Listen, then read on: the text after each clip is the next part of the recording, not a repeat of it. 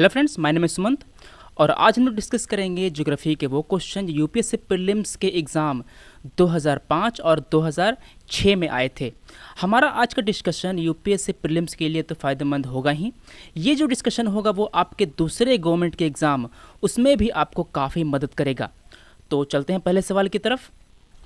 सवाल है, other than India and China which one of the following groups of countries border Myanmar. Bharat और China के अलावा वो कौन से देश हैं जो म्यांमार को टच करते हैं? Bangladesh, Thailand, Vietnam, Cambodia, Laos, Malaysia. Thailand, Vietnam, Malaysia, Thailand, Laos and Bangladesh. तो देखिए, इसको आप धीरे धीरे एलिमिनेट करना शुरू कीजिए। बांग्लादेश टच करता है क्या म्यांमार को? जी हाँ, बांग्लादेश टच करता है म्यांमार को।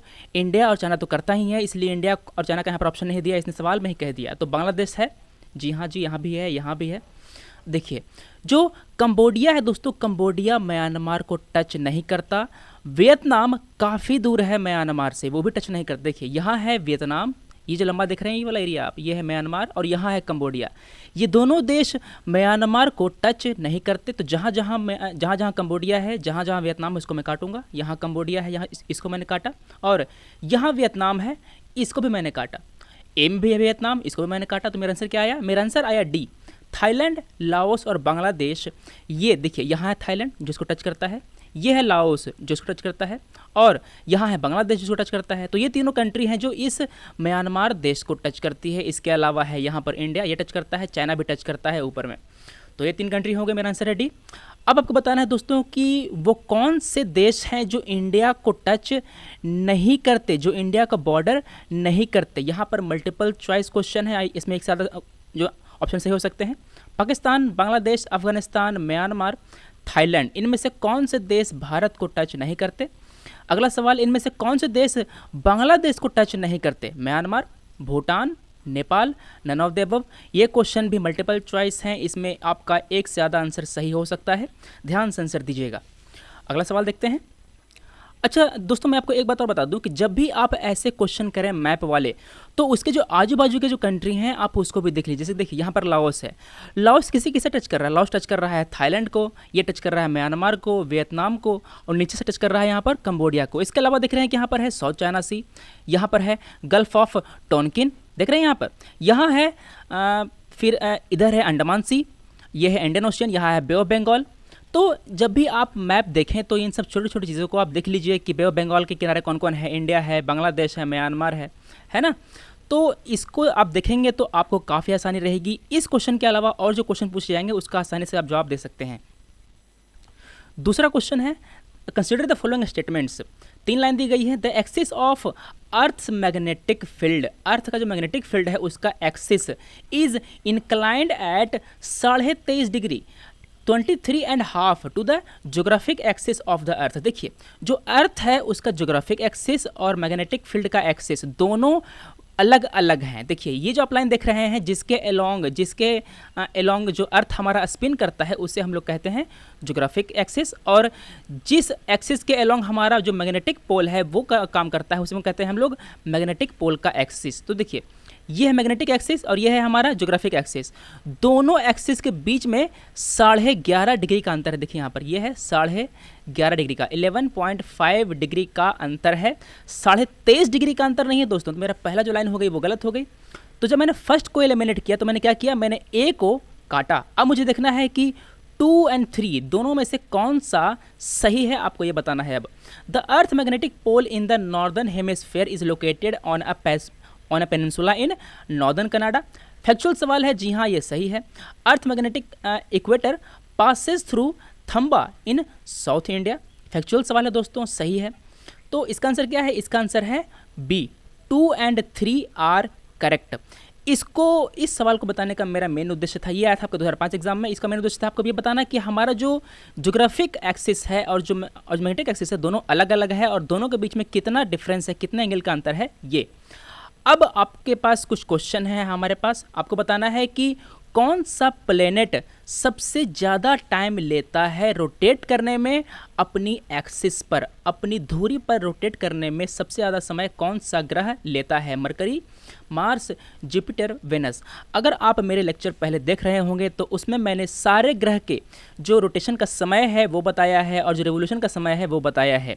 अगर आपने वो सब लेक्चर नहीं देखा तो नीचे प्लेलिस्ट पड़ी हुई है, आप यूपीएससी के वो सारे डिस्कशन देख सकते हैं जो मैंने अभी तक किए हैं। अगला सवाल, what is the name of galaxy where the earth is located? कौन सी गैलेक्सी में हमारा अर्थ लोकेटेड है? Barnard, Milky Way, Andromeda, LGS3।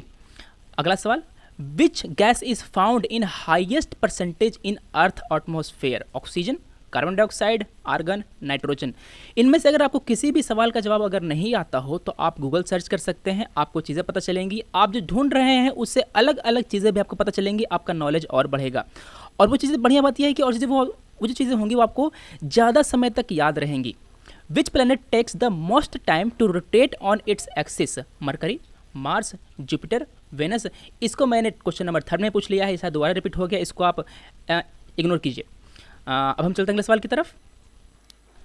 सवाल है, which of the following states border Uttar Pradesh? Uttar Pradesh से लगे हुए स्टेट्स कौन कौन से हैं? पंजाब, राजस्थान, छत्तीसगढ़, झारखंड।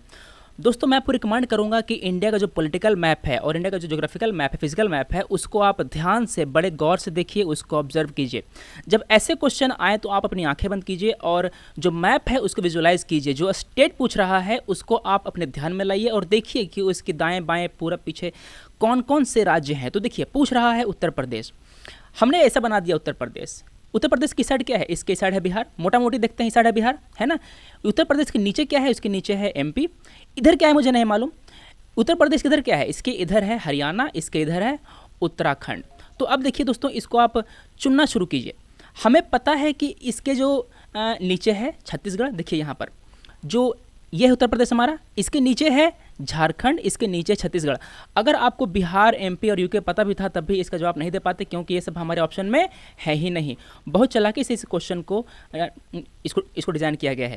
तो देखिए जो UP है उसके नीचे है MP, फिर नीचे है छत्तीसगढ़, झारखंड, बिहार। अब क्या है यहाँ पर? ये लगता है राजस्थान से, तो जी हाँ राजस्थान तो मेरा आंसर में होगा, 2 सही है। पंजाब से ये नहीं लगता, पंजाब काफ़ी दूर है UP से, पंजाब से ये नहीं लगता। मैंने 1 काट दे, तो जैसे ही मैंने 1 काटा तो मैंने A काटा, C काटा और D काटा, मुझे आराम से आंसर मिल गया B। मतलब कि मेरा 2, 3 और 4 राजस्थान, छत्तीसगढ़ और झारखंड तीनों जो है वो उत्तर प्रदेश से लगते हैं। देखिए अब हम देखते हैं कि राजस्थान से कौन से राज्य लगते हैं? राजस्थान से लगता है गुजरात, MP यहाँ लगता है UP और ऊपर लगता है पंजाब, और हरियाणा भी यहाँ पर लगता है। दिल्ली दोस्तों एक राज्य नहीं है, यह भी हमारे यूनियन टेरिटरी है। तो देखिए अब मैं आपसे क्वेश्चन पूछता हूँ कि जो बिहार है, बिहार से कौन कौन से राज्य लगते हैं? आपको उन राज्य का नाम बताना है। नेपाल से कौन कौन से राज्य लगते हैं? आपको उन राज्य का नाम बताना है। बांग्लादेश से हमारे कौन कौन से राज्य लगते हैं? आपको उस राज्य का नाम बताना है। अगर आपको पता है तो आप ये बताइए कि हमारा जो तीस्ता रिवर है, तीस्ता रिवर कहाँ से निकलती है, किन किन राज्यों से होकर के पास करती है और कहाँ जा कर के वो गिरती है। इस पर मैंने एक सेपरेट वीडियो बनाया है तीस्ता रिवर डिस्प्यूट पे, उम्मीद है आपने वो वीडियो देखा होगा। In which of the following oceans the Diamantina trench is situated? Diamantina TINA है, ठीक है। तो कौन सा ओशियन में ये है? Pacific, Atlantic, Indian, Arctic. तो दोस्तों ये बसा हुआ है हमारे इंडियन ओशियन में। देखिए ये है हमारे इंडियन ओशियन, ऑस्ट्रेलिया के इस साइड में यहाँ पर है हमारा डायमेंटीना ट्रेंच। आंसर क्या है? आंसर है C। इसकी जो गहराई है वो अंदाज़ा लगाई गई है 8047 मीटर की। तो देखिए ट्रेंच आखिर बनता कैसे है, ट्रेंच का फॉर्मेशन कैसे होता है? अगर आपने क्लास 9th वाली या 7 वाली अगर आपने एनसीईआरटी पढ़ी होगी तो उसमें बताया है कि जो बाउंड्री होते हैं वो 3 तरह के होते हैं। कौन कौन से बाउंड्री होती हैं? एक होती है कन्वर्जेंट बाउंड्री, दूसरी होती है डाइवर्जिंग बाउंड्री और तीसरी होती है ट्रांसफॉर्म बाउंड्री। ये बाउंड्री किसके बीच में होती है? जब जैसे कि बाउंड्री है तो उसके आजू बाजू कोई तो होगा। तो देखिए जो टेक्टोनिक प्लेट होते हैं, अब टेक्टोनिक प्लेट क्या होते हैं उसके लिए आपको बुक पढ़ना पड़ेगा। ये है टेक्टोनिक प्लेट, ये है टेक्टोनिक प्लेट। 2 टेक्टोनिक प्लेट के बीच की जो बाउंड्री होती है वो होती है 3 तरह की। अगर ये टेक्टोनिक प्लेट एक दूसरे से दूर जा रहे हैं तो उसे हम लोग कहते हैं, इस बाउंड्री को हम लोग कहते हैं डाइवर्जेंट बाउंड्री। अगर ये दोनों प्लेट ये दोनों प्लेट अगर ये एक दूसरे के करीब आ रहे हैं तो उसे हम लोग क्या कहेंगे, इसे हम लोग कहेंगे कन्वर्जिंग बाउंड्री, ठीक है। और अगर ये दोनों प्लेट एक दूसरे से पास करते हैं, ऐसे ये जा रहा है इधर और ये जा रहा है इधर, ये दोनों एक दूसरे की तरफ नहीं आ रहे हैं, ये बस एक दूसरे से सट करके पास कर रहे हैं, तो इसे हम लोग कहते हैं ट्रांसफॉर्म बाउंड्री। तो 3 बाउंड्री क्या होती है मैंने आपको एक्सप्लेन किया। तो देखिए जो ट्रेंच होते हैं वो बनती हैं हमारी कन्वर्जिंग बाउंड्री की तरफ, कन्वर्जिंग मार्जिन के अलोंग। देखिए यहाँ पर ये हमारा है ओशियनिक प्लेट, ये हमारा है क्या, ये हमारा है कॉन्टिनेंटल प्लेट। जो ओशियनिक प्लेट होती है दोस्तों वो कॉन्टिनेंटल प्लेट से भारी होती है। ध्यान से सुनिए, हमारा जो ओशियनिक प्लेट है, ओशियनिक प्लेट कॉन्टिनेंटल प्लेट से भारी होता है। इसीलिए जब कॉन्टिनेंटल प्लेट और ओशियनिक प्लेट जब दोनों आपस में टकराते हैं, ये तो हो गया डाइवर्जेंट। यहाँ देखिए जब कोई ओशियनिक प्लेट और कॉन्टिनेंटल प्लेट जब आपस में टकराता है तो क्या होगा, जो ओशियनिक प्लेट है वो कॉन्टिनेंटल प्लेट के नीचे चला जाएगा। देखिए ध्यान से, ये जो ओशियनिक प्लेट है वो कॉन्टिनेंटल प्लेट के नीचे जा रहा है। तो ये जो आप एरिया देख रहे हैं, ये वाला जो यहाँ पर जो बाउंड्री बन रही है, ये बनता है ट्रेंच। क्या बनता है, ट्रेंच। उसे हम लोग कहते हैं ओशियनिक ट्रेंच। तो ये दोस्तों ये होती है एक ट्रेंच के बनने की कहानी, कैसे बनता है ये देखिए। जब आप 11th वाले एनसीईआरटी पढ़ रहे होंगे फिजिकल ज्योग्राफी वाले, तो उसमें आपको उस पर एक सेपरेट उसमें आपको सेपरेट चैप्टर है इस पे जो ओशियनिक लैंडफॉर्म्स हैं उस पे। तो उसमें आपको ये बताया गया है कि जो मिड ओशियनिक रिज होते हैं वो कैसे बनते हैं। तो देखिए मिड ओशियनिक रिज बनते हैं हमारे डाइवर्जिंग बाउंड्री के अलोंग। किसके अलोंग, डाइवर्जिंग बाउंड्री के अलोंग। देखिए डाइवर्जिंग बाउंड्री क्या मतलब कि दोनों जो प्लेट हैं वो एक दूसरे से डाइवर्ज कर रहे हैं, एक दूसरे से दूर जा रहे हैं। ये प्लेट है और ये प्लेट है, ये प्लेट जा रहा है इस तरफ, ये प्लेट जा रहा है इस तरफ, दोनों प्लेट एक दूसरे से दूर जा रहे हैं। तो क्या होगा, जो बीच का जो स्थान होगा वहाँ पर गैप रह जाएगा, है ना। नीचे से प्रेशर क्रिएट होगा और यहाँ पर फिशर इरप्शन होगा। क्या होगा, फिशर इरप्शन होगा। जो बेसाल्टिक लावा है वो अंदर से निकलेगा और जो गैप यहाँ पर हम क्रिएट हुआ था उसको वो भर देगा। ध्यान दीजिए, इस गैप को वो भर देगा। देखिए यहाँ पर, तो दोस्तों इस तरह से वहाँ पर ओशियनिक रिज की स्थापना होगी। तो ध्यान दीजिए, जब आपसे कोई पूछे कि जो ट्रेंच है वो किस बाउंड्री के अलोंग बनता है तो क्या बताना है आपको, आपको बताना है कन्वर्जिंग बाउंड्री। अगर कोई आपसे पूछे कि मिड ओशियनिक रिज किस बाउंड्री के अलोंग बनता है तो आपको क्या बताना है, आपको बताना है क्या, डाइवर्जिंग बाउंड्री। अब देखिए जो ओशियन है उसके नीचे काफ़ी ज़्यादा डाइवर्स लैंडफॉर्म्स पाए जाते हैं। देखिए ये है हमारा मिड ओशियनिक रिज, देख रहे हैं, यहाँ पर से इरप्शन होता है और एक दूसरे से लेयर बनते चले जाते हैं। देखिए ये है हमारा ट्रेंच जो आप यहाँ पर देख रहे हैं। यहाँ पर जो हमारा जो ओशियनिक प्लेट है उसका यहाँ पर सबडक्शन होगा और यह है हमारा कॉन्टिनेंटल प्लेन जिसके नीचे हमारा ओशियनिक प्लेट घुसेगा, धंसेगा। इसके अलावा जो यहाँ पर लैंड में पाए जाते हैं वो है हमारा एबेसिमल प्लेन, सी माउंट्स, कॉन्टिनेंटल शेल्फ है, कॉन्टिनेंटल स्लोप है। इन सब के बारे में आप देख लीजिए, आप ये वीडियो पॉज कीजिए। अगर यहाँ पर फॉन्ट थोड़े छोटे हैं इस फिगर में, मगर अगर आप देख पा रहे हैं तो आप इसको रिवाइज कर लीजिए, आपका एक पूरा टॉपिक तैयार हो जाएगा।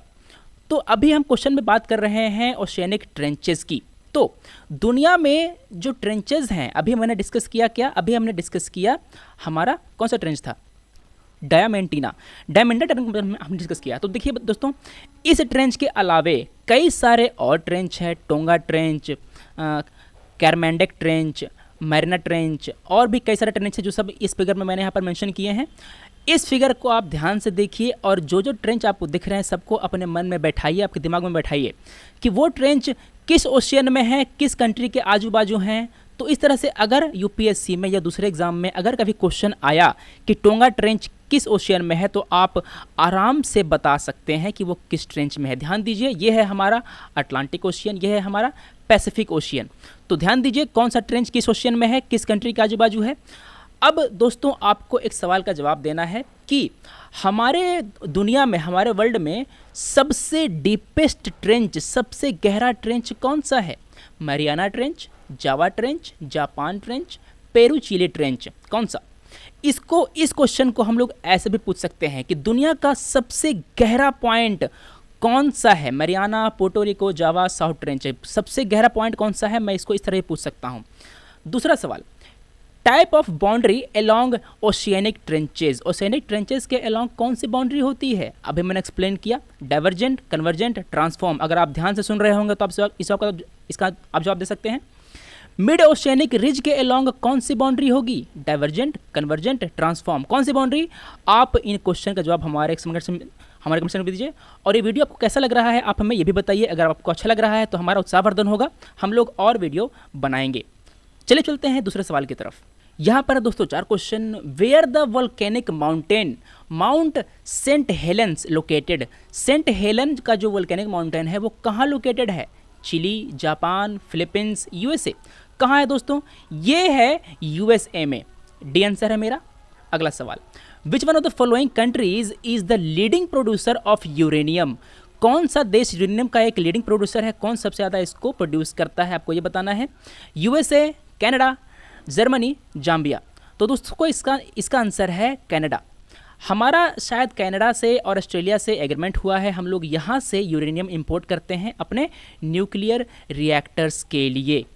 अगला सवाल देखिए, यहाँ पर सेशन, यहाँ पर region, existence of human life on Venus is highly improbable. क्यों इम्प्रोबेबल भैया? क्या कारण है कि हम लोग वेनस पे नहीं रख सकते, वहाँ पर ह्यूमन लाइफ पॉसिबल क्यों नहीं है? Venus has extremely high level of carbon dioxide in its atmosphere. जी हाँ दोस्तों, जो कार्बन डाइऑक्साइड है वो वहाँ का प्राइमरी गैस है, और आप जानते हैं कि कार्बन डाइऑक्साइड क्या है? ये एक ग्रीन हाउस गैस है। तो इस कारण से वहाँ पर जो टेम्परेचर होता है वो काफ़ी ज़्यादा हाई होता है। आपको अब यहाँ पर एक सवाल का जवाब देना है कि ये बताइए कि हमारे सौर मंडल में, हमारे सोलर सिस्टम में सबसे गर्म ग्रह, हॉटेस्ट प्लैनेट कौन सा है? आपको ये बताना है। आपको लगेगा बुध, मरकरी। ध्यान से बताइएगा, मैंने ये सवाल ऐसा ही नहीं पूछा है। हॉटेस्ट प्लैनेट हमारे सौर मंडल में कौन सा है? आप इसका जवाब दीजिए। अगला सवाल, अच्छा इसका आंसर क्या हुआ? इसका आंसर हुआ ए। क्यों? क्योंकि जो एसर्शन है वो भी सही है और जो रीज़न है वो भी सही है। यहाँ पर टेम्परेचर काफ़ी हाई होती है क्योंकि यहाँ पर कार्बन डाइऑक्साइड की प्राइमेसी है। यहाँ पर एसर्शन कह रहा है the same face of moon is always presented to the earth. Earth से अगर हम देखते हैं तो हमें मून का हमेशा सेम चेहरा ही दिखेगा। क्यों भैया? रीज़न कह रहा है the moon rotates about its own axis in 23.5 days which is about the same time that it takes to orbit the earth. देखिए, ये घूम रहा है ऐसे पृथ्वी और इसके बाजू में है मून। ये है अर्थ, ये है मून। तो जितने समय में ये अपनी एक्सिस पे घूमता है उतने ही समय में ये अर्थ के अलोंग घूम जाता है। समझ रहे हैं? तो इसी कारण से हम लोग इस चांद का केवल एक ही चेहरा देख पाते हैं। जो असर्शन है वो भी सही है, रीज़न है वो भी सही है। मेरा आंसर है ए। चलिए देखते हैं अब अगला सवाल। Where are the Balearic Islands located? Mediterranean Sea, Black Sea, Baltic Sea, North Sea. पिछले वीडियोस में मैंने Black Sea, Baltic Sea, North Sea इनसे जुड़े हुए देश कौन कौन से हैं, ये कहाँ पर अवस्थित है, ये सब मैंने पहले एक्सप्लेन किया है। उम्मीद है आपको याद होगा। तो देखिए, जो बेलियरिक आइलैंड है वो कहाँ है? ये हमारे मेडिटेरेनियन में है। ये है मेडिटेरेनियन सी, यहाँ पर आप देख पा रहे हैं। इससे जो लगे हुए देश हैं वो कौन कौन से हैं? लीबिया यहाँ पर है, इजिप्ट यहाँ पर है, ट्यूनीशिया यहाँ पर है। तो अगर कोई क्वेश्चन आए कि कौन कौन से कंट्रीज़ मेडिटेरेनियन सी को टच करते हैं तो आपको बताना है। आप उनमें से एलिमिनेट कर सकते हैं आराम से। Tunisia, Libya, Egypt. यहाँ पर देखिए टर्की भी है, यहाँ पर सीरिया भी है। समझ रहे हैं? तो ये सब जो कंट्री हैं वो मेडिटेरेनियन सी को टच करते हैं। इसके अलावा कुछ यूरोपियन कंट्री है जो यहाँ पर उनका नामांकन नहीं हुआ है। तो देखिए, जो बेलियरिक आइलैंड है यह है हमारे मेडिटेरेनियन सी में। It is an autonomous division of Spain and North African coast. Answer है ए। अगला सवाल, consider the following statements. Silent Valley National Park is in the Nallamalai range. सही क्या दोस्तों? ये नल्लामलाई रेंज में नहीं है, ये नीलगिरी हिल्स में है, जो कि वेस्टर्न घाट में है। ये काफ़ी फेमस नेशनल पार्क है। इस नेशनल पार्क पे देखिए यहाँ पर 3 लाइन दी गई है। तो मैं आपसे उम्मीद करूँगा कि इस साइलेंट वैली नेशनल पार्क के बारे में आप एक छोटा सा राइटअप तैयार कर लीजिए, आप एक शॉर्ट नोट्स बना लीजिए, आपको एग्जाम में काफ़ी काम आएगा। पहला लाइन हो गया गलत, मैंने 1 काटा तो मेरा क्या हुआ, मैंने ए काटा और डी काटा। अब मुझे पता करना है कि 2 सही है या 2 और 3 सही है। तो देखिए दोनों स्टेटमेंट में 2-2 है, मतलब कि मेरा जो सेकंड स्टेटमेंट है वो तो सही है ही। अब मुझे केवल चेक करना है कि 3 सही है या नहीं। अगर 3 सही है तो मैं मारूंगा सी, अगर 3 गलत है तो मैं मारूंगा बी। तो देखिए Kunthi river originate in the Silent Valley rain forest, सही है क्या? जी हाँ दोस्तों ये सही है, तीसरा मेरा लाइन सही है। तो मेरा आंसर क्या हुआ, मेरा आंसर हुआ सी। फैक्चुअल क्वेश्चन था, ज्योग्राफी देखनी पड़ेगी इसके लिए वहाँ की। अगला सवाल देखते हैं, विच one of the following countries does not border Lithuania.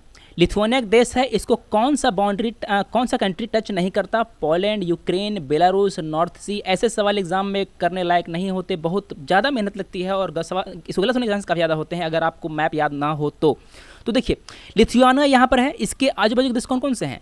Poland, Belarus, Russia देखिए यहाँ पर है, रशिया का एक और टेरिटरी यहाँ पर भी है, इसीलिए हम रशिया को भी काउंट करेंगे, लताविया। इसके अलावा जो यूक्रेन है दोस्तों, यूक्रेन लिथुआनिया को टच नहीं करता, मैंने यूक्रेन को मारा, आंसर है बी। तो पोलैंड टच करता है क्या? जी हाँ देखिए पोलैंड टच करता है, इसलिए मेरा जो पोलैंड है आंसर नहीं है क्योंकि टच नहीं करता वो पूछ रहा है, तो मेरा पोलैंड टच करता है। बेलारूस टच करता था, तो मेरा जो यूक्रेन है वो टच नहीं करता था। देखिए यहाँ पर जो मैप है उसको मैंने और थोड़ा सा बड़ा करके दिखाया है। यहाँ पर देख रहे हैं कि यहाँ पर बाल्टिक सी है, यह है लिथुआनिया, ये है बेलारूस, ये है पोलैंड, और जो यहाँ पर देख रहे हैं आप जर्मनी है, यहाँ पर स्टॉकहोम है, यहाँ है France, Bay of Biscay, Celtic Sea, English Channel देखिए यहाँ पर है, यहाँ है लंदन, यहाँ है इंग्लैंड, ये है आयरलैंड, और ये पूरा है यहाँ पर देख रहे हैं स्कॉटलैंड। देखते हैं दूसरा सवाल अब। Consider the following statements. India is the only country in the world producing all the 5 non commercial varieties of silk. कौन कौन सी 5 वैरायटी हैं सिल्क की, बता सकते हैं आप? देखिए mulberry silk, muga silk, tasar silk, oak tasar silk, eri silk, ये हैं 5 वैरायटी जिसको इंडिया प्रोड्यूस करता है। मेरा क्या है, मेरा पहला जो लाइन है वो सही है। India is the largest producer of sugar in the world, जी नहीं, ये सेकंड लार्जेस्ट है अभी।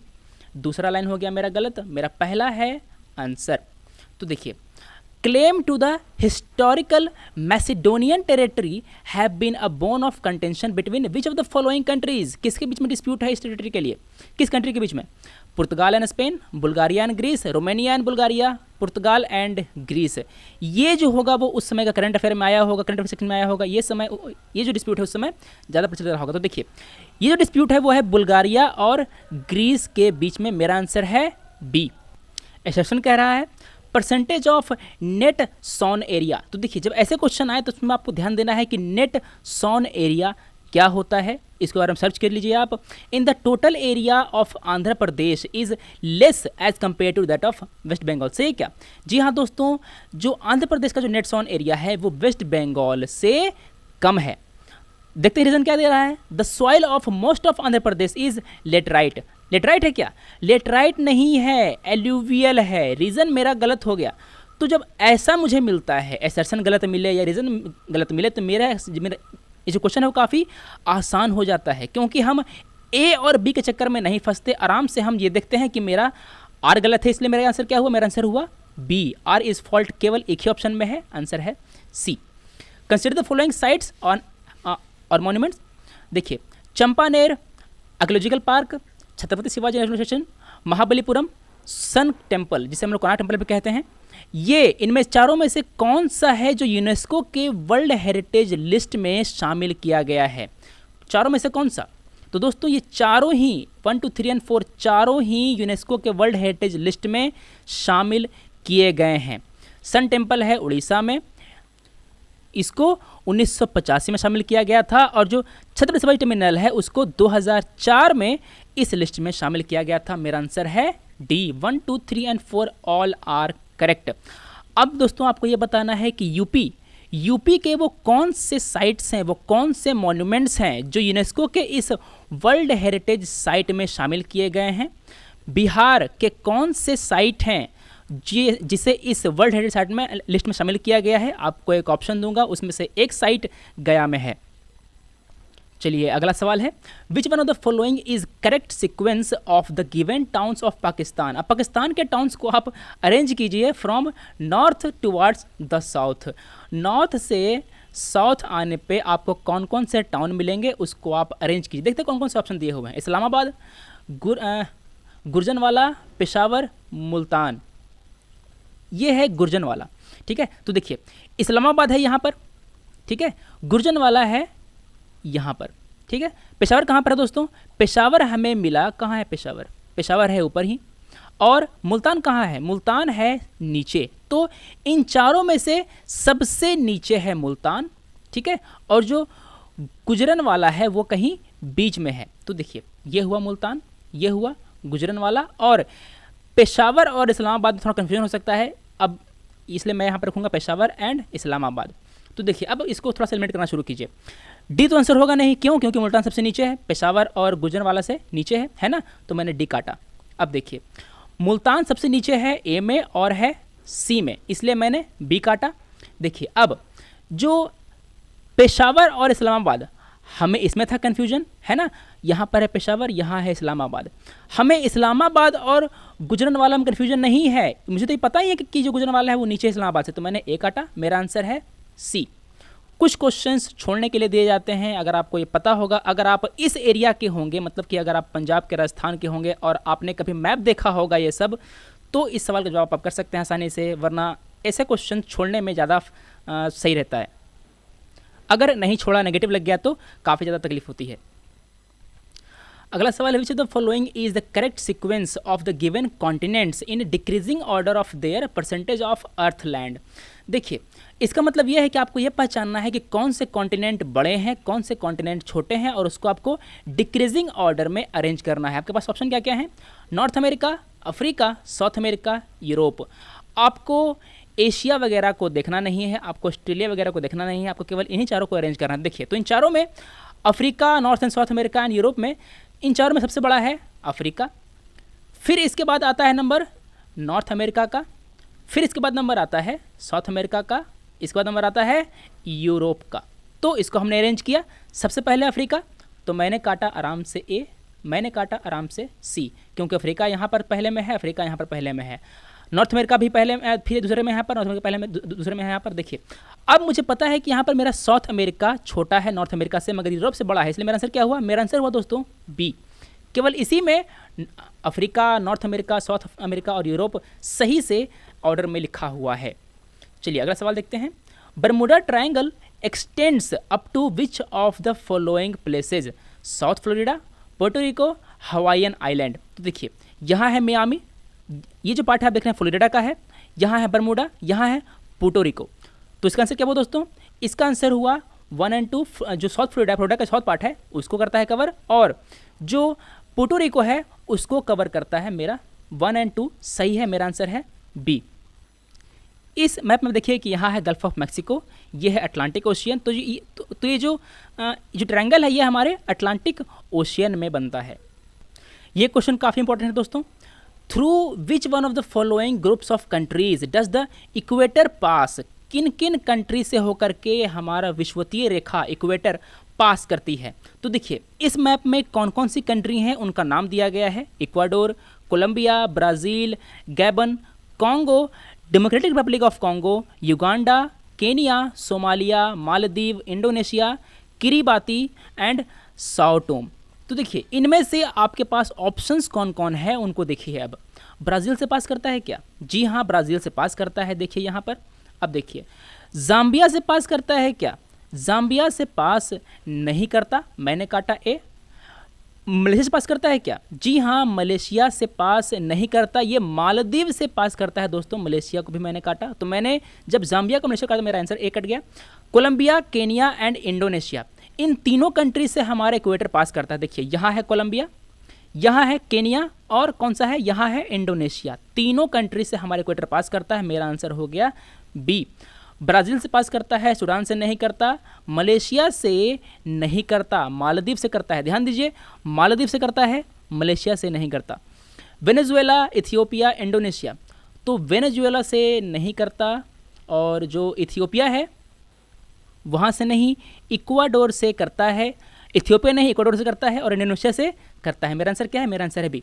इसी तरह दोस्तों आप एक काम और कीजिए कि कौन कौन से देशों से होकर के हमारा जो ट्रॉपिक ऑफ कैंसर किन किन देशों के पास करता है, आप हमें ये बताइए। चूंकि इक्वेटर से क्वेश्चन आया है तो हो सकता है कि अगली बार कैंसर से क्वेश्चन आए। ट्रॉपिक ऑफ कैप्रिकॉर्न, ये जो लाइन है वो किन किन देशों को होकर के पास करती है, आप गूगल पर सीधा सर्च कीजिए, आपको आराम से आंसर मिलेगा। ये हो गए 2 क्वेश्चन। अब आप ये बताइए कि हमारे यहाँ जो IST है, इंडियन स्टैंडर्ड टाइम जो है, वो जो लाइन है वो किन किन राज्यों से होकर के पास करती है। हमारा IST किन किन राज्यों से होकर के पास करती है, यह है तीसरा क्वेश्चन। चौथा क्वेश्चन, जो ट्रॉपिक ऑफ कैंसर है ये इंडिया से होकर के पास करती है। ठीक है, अब आपको ये बताना है कि ये ट्रॉपिक ऑफ कैंसर हमारे इंडिया में किन किन राज्यों से होकर के पास करती है। ट्रॉपिक ऑफ कैंसर किस स्टेट से होकर के पास करती है, ये जो क्वेश्चन है आपको क्लास 6 के NCERT में एक मैप दिया हुआ है, उसमें आपको देखने को मिल जाएगा। तो बढ़ते हैं सवाल की तरफ। इस क्वेश्चन में दोस्तों दिए गए हैं आपको कुछ पावर स्टेशंस और वो किस राज्य में स्थित हैं आपको ये बताना है। कोठागुडेम, रायचूड़, मेट्टूर, वानाकबुरी, ये जो चारों हैं पावर स्टेशन वो किन किन राज्य में हैं आपको मैच करना है। तो देखिए, जो रायचूड़ है वो कर्नाटका में है, जो मेट्टूर है वो तमिलनाडु में है। तो मैंने बी को मैच किया 3 से, मैंने सी को मैच किया 4 से। कौन सा मैच हुआ? बी मैच हुआ 3, बी मैच हुआ 3, सी मैच हुआ 4। क्या? सी मैच हुआ 4। केवल यहाँ पर मैंने डी काटा, मैंने ए काटा, फिर मैंने आराम से सी काटा, मेरा आंसर आया बी। इसके बाद देखिए, वानाकबोरी ये है गुजरात में, जो कोथागुडेम है यह है हमारे आंध्र प्रदेश में। फैक्चुअल क्वेश्चन है, इसके लिए आपको 12th की जो NCERT ज्योग्राफी वाली इंडिया लैंड एंड पीपल वो पढ़नी पड़ेगी। अगला question, consider the following statements. Length of terrestrial mile is lesser than that of a nautical mile. ये जो लाइन है वो काफ़ी इजी है। जी हाँ, नॉटिकल माइल की जो लेंथ होती है वो ज़्यादा होती है टेरेस्ट्रियल माइल की लेंथ से। जो एक नॉटिकल माइल है वो होती है 1852 मीटर और एक टेरेस्ट्रियल माइल है वो होती है 1609 मीटर। तो देखिए, हमारा जो 1 नॉटिकल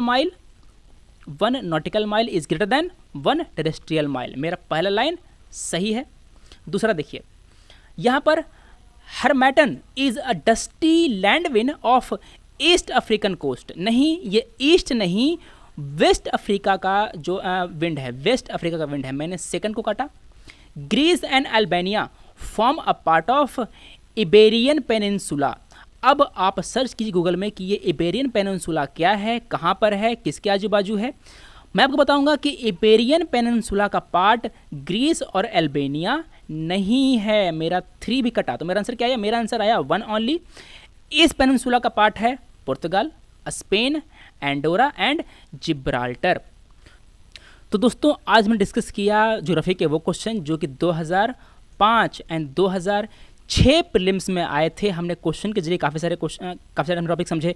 बाउंड्रीज कितने तरह की होती हैं, सब्डक्शन कब होता है, कौन सा जो लेयर है वो किसके नीचे सब्जेक्ट होता है, सब हमने समझा और हमने कुछ मैप भी डिस्कस किए। तो दोस्तों आपको ये वीडियो कैसा लगा आप हमें बताइए। अब हम मिलते हैं अगले वीडियो में। Thanks for watching, take care.